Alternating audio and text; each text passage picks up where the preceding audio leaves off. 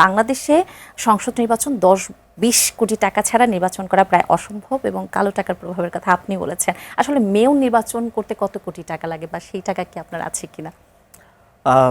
Mayor নির্বাচন করতে আসলে বাংলাদেশের যে কনভেনশনাল স্টাইল অফ ইলেকশন ওই স্টাইলে করতে গেলে যেই পরিমাণ টাকার প্রয়োজন হয় এটা কাউন্ট করতে হবে।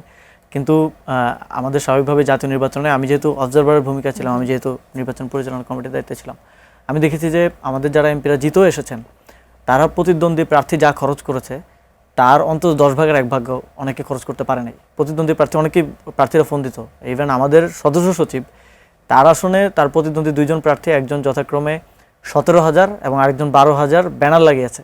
তা আমাদের প্রার্থী মাত্র 2,500 ব্যানার লাগাতে পেরেছে তার সক্ষমতায়। কিন্তু সে জিতে এসছে কেন? কারণ সে হচ্ছে সঠিক ইস্যুটা উঠাতে পেরেছে, সঠিক রাজনীতিটা করতে পেরেছে এবং মানুষ তাকে সমর্থনটা দিয়েছে।